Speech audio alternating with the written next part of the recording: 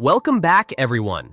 Today, we dive into a heated exchange that has everyone talking. Piers Morgan's unapologetic takedown of woke culture, right in front of everyone. In a time when gender definitions, identity, and entitlement seem to spark endless debates, Piers doesn't shy away.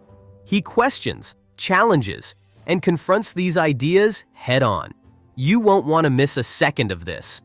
So let's get into it and see what Piers has to say about the complexities surrounding identity and fairness in today's world. Whatever that person decides, but to go out into the world and say, I don't identify as perhaps the sex I was born as. So why can't I identify, why can't I identify as a black lesbian?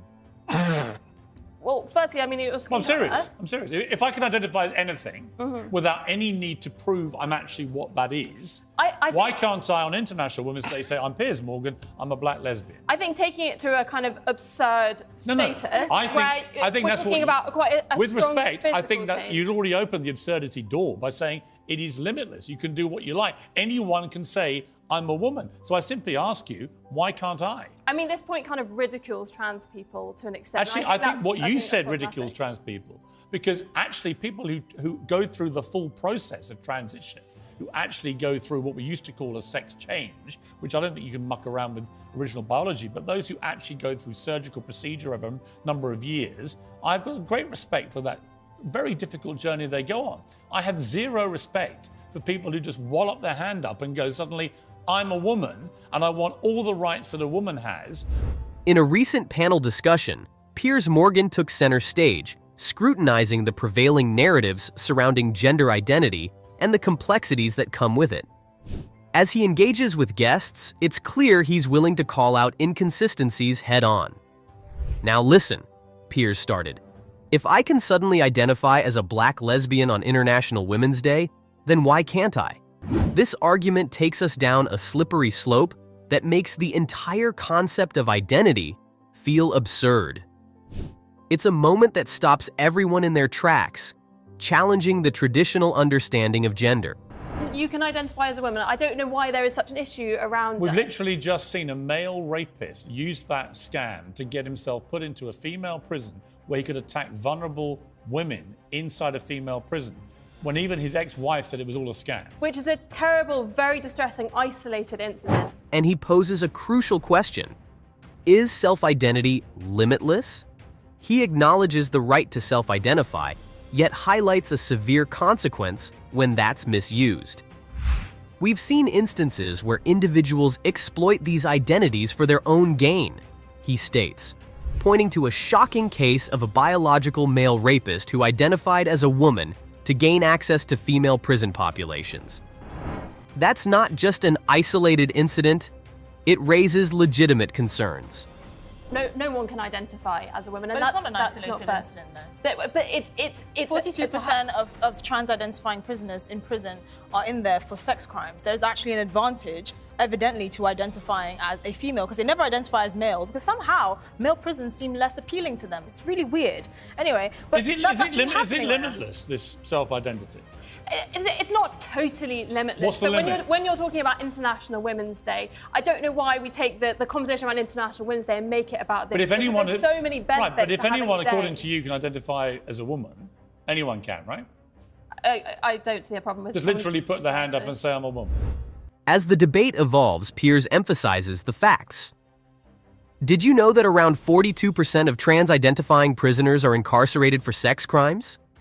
The room shifts as viewers realize the weight of his argument. It's not about denying anyone their identity, but shouldn't it also be about keeping women safe?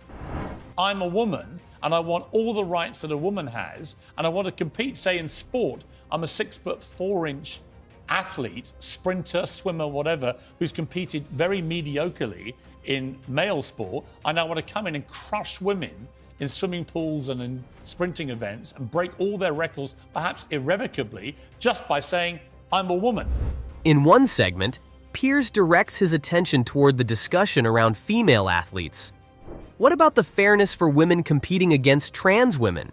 He passionately argues against the unregulated inclusion of trans women in female sports, pointing out that just saying you're a woman doesn't change the biological advantages that some still retain. He seems to be the only voice in a sea of strong opinions, making the stakes of this debate impossibly high. Yes, in terms of medically. But No, you then can't. you said,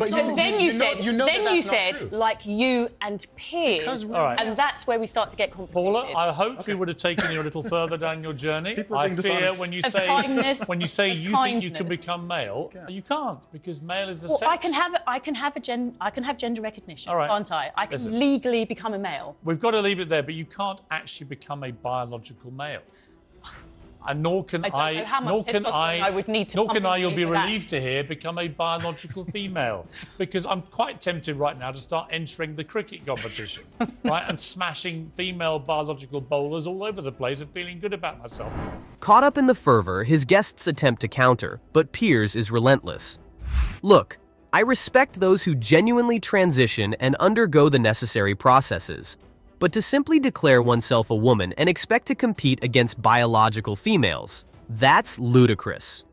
His viewpoint sparks disagreement, but there's a certain clarity to his logic that keeps bringing the conversation back to important realities. So what is the problem then? Why are you so triggered by a flag? I'll tell It's you a what rainbow problem. flag. I'll You tell mentioned Regent Street. I'm not triggered by a rainbow flag. I'm triggered by the fact that everywhere I go for a calendar month, everything has to be a rainbow flag. And Well, I'm Tommy's triggered that everywhere I go for the entire year, everything has to be straight. Why is straight Where's everywhere? my straight flag? Moving on, the topic veers toward the broader spectrum of pride and representation in society. Why do I need to see rainbow flags everywhere I go for an entire month? He asks, raising an eyebrow. Don't get me wrong. I believe everyone should be proud of who they are, but should it dictate my daily experience? The atmosphere becomes charged as this common critique of the woke movement comes to the forefront. You may not care about sexuality, Piers continues. But the moment every single establishment starts waving rainbow flags, it feels as though we're being forced to celebrate it. And with humor, he quips, "Where's my straight flag?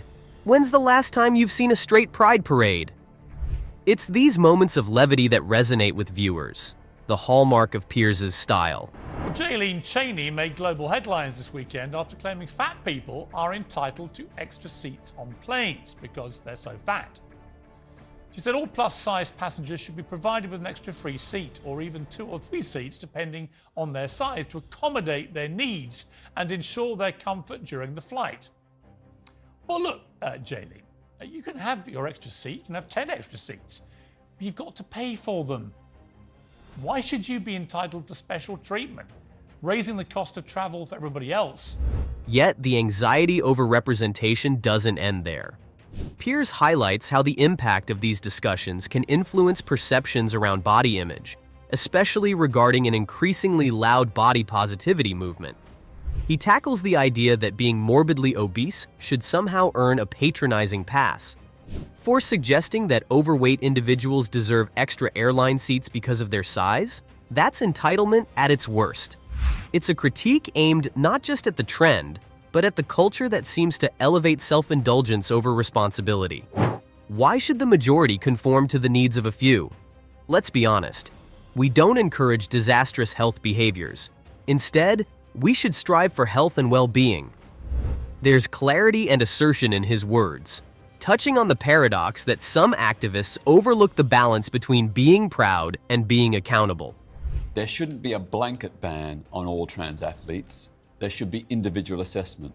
So where there are issues raised... That's never going to work, is it? Well, no, of course it can. You can't make it one, person by person by person by person. You can't. Well, there are not that many trans athletes overall, and it's quite feasible. Actually, there are more and more of them. Well, there are, but there's still a very... There's already 13 in elite athletics. As the panel shifts to an intense debate about trans representation in sports, he incisively cuts through the noise, explaining, to compete against women, biological advantages matter.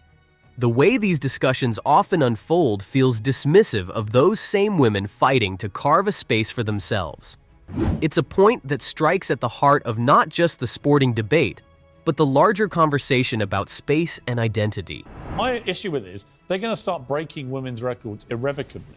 Because, Leah Thomas won one race against females, that's, just from point of the argument, females, by 50-odd seconds. I mean, it was ridiculous. And then at the podium, towers over these. I mean, this podium picture, no one can be happy about that. Yeah. That is clear advantage for a biological male. As tensions rise, Piers hones in on specific examples, like Leah Thomas, who competed against women after initially competing as a male athlete. Can we at least agree that this, on some level, feels like an unfair advantage? This brings heated reactions, but the importance lies in the recognition of varying perspectives. He invites us to rethink the immediate conclusions we've drawn from woke culture by challenging the inconsistencies within it, all while maintaining a conversational cadence that keeps us engaged and reflective. Woke culture isn't just about the individuals. It's about the broader implications for society as a whole. And there you have it, Piers Morgan's uncompromising take on the intricacies and contradictions of woke culture. From challenging identity labels to questioning fairness in sports, he tackles it all with boldness. So, what's your take? Is it time to rethink our views, or is Piers missing the mark? Join the conversation in the comments below, and be sure to like, subscribe, and hit the notification bell for more deep dives into today's most talked about issues. Until next time.